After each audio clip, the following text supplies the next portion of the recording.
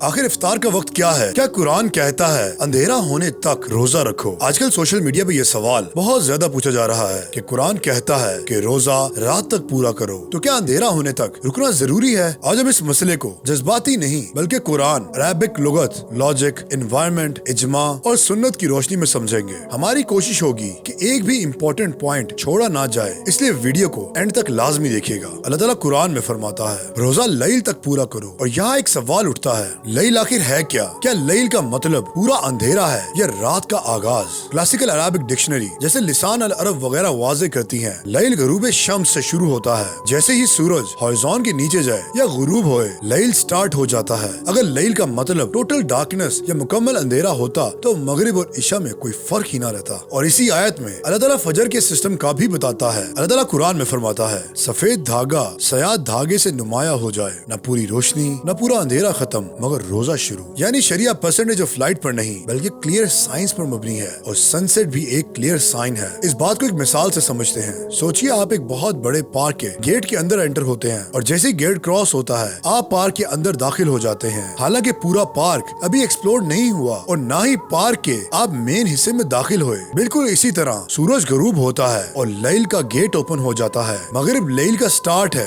अंधेरा मुकम्मल होना जरूरी नहीं। एक और मिसाल से समझते हैं। सफर मंजिल पर पहुंचने से स्टार्ट नहीं होता बल्कि शहर से निकलते ही शुरू हो जाता है। और इसी तरह रात भी इशा के साथ स्टार्ट नहीं होती, रात सूरज के गरूब होने से शुरू हो जाती है। अल्लाह ताला कुरान में फरमाता है सूरज के ढलने से रात के गहरे अंधेरे तक, यानी सूरज का ढलना मगरिब को जाहिर कर रहा है और गहरा अंधेरा इशा को। यहाँ क्या समझ आ रहा है? दुलू का शम्स यानी सूरज का गरूब होना यानी मगरिब, और गसा का लैल गहरा अंधेरा यानी इशा को जाहिर कर रहा है। मतलब कि रात का सिलसिला मगरिब से ही शुरू हो जाता है। अगर मगरिब लैल का हिस्सा ना होती तो कुरान दुलूक को घसा का लैल तक कनेक्ट ना करता, और कुरान इशा को गहरा अंधेरा ना कहता बल्कि सिर्फ अंधेरा ही कहता और खाली लैल कहता। लेकिन कुरान ने सूरज के ढलकने से लेके गहरी रात का जिक्र किया, जिसका मतलब यह रात का शुरुआती हिस्सा मगरिब है और उसका मुकम्मल हिस्सा खुद इशा है। अल्लाह ताला कुरान में एक और जगह फरमाता है रात के हिस्सों में नमाज कायम करो। मुफस्सिरीन के मुताबिक इसमें मगरिब और इशा दोनों शामिल है, यानी मगरिब लैल के बाहर नहीं, लैल का हिस्सा है। इसको हम यहाँ से भी समझ सकते हैं। जब सूरज गरूब होता है लोग कहते हैं रात हो गई है।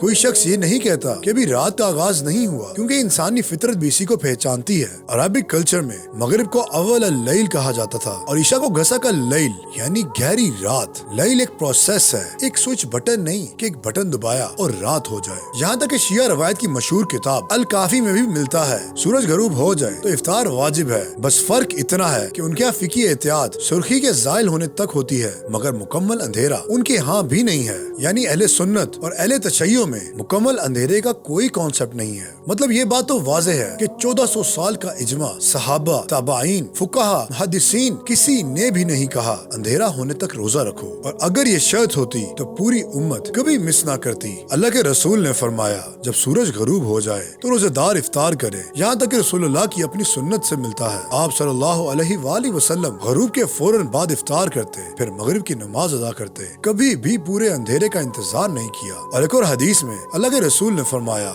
लोग खैर पर रहेंगे जब तक इफ्तार में जल्दी करते रहेंगे। अगर अंधेरा शर्त होता तो जल्दी इफ्तार की फजीलत का सहाबा ना बताते। कुरान प्रिंसिपल देता है, सुन्नत उसका प्रैक्टिकल तरीका बताती है, और यहाँ सब कुछ वाज़ेह हो जाता है। लैल सूरज के गरूब होने से शुरू हो जाता है, मगरिब लैल का आगाज है, इशा लैल का गहरा हिस्सा है, और फजर और मगरिब दोनों साइन बेस्ड सिस्टम है। मुकम्मल अंधेरा कभी शरई शर्त थी ही नहीं, और रसूलुल्लाह ने गरूब के फौरन बाद इफ्तार किया। इफ्तार का असल वक्त मगरिब के शुरू होते ही है, अंधेरा मुकम्मल होना जरूरी नहीं। अगर कोई फिर भी कहे कि हम अपनी समझ को हदीस पर तरजीह देंगे तो वो सिर्फ एक मसले में नहीं बल्कि पूरे दीन के निजाम में कंफ्यूजन पैदा कर देंगे। दीन को समझने का तरीका यही है कुरान, सुन्नत, इजमा और सल्फ का फहम। अस्सलामु अलैकुम व रहमतुल्लाहि व बरकातहू।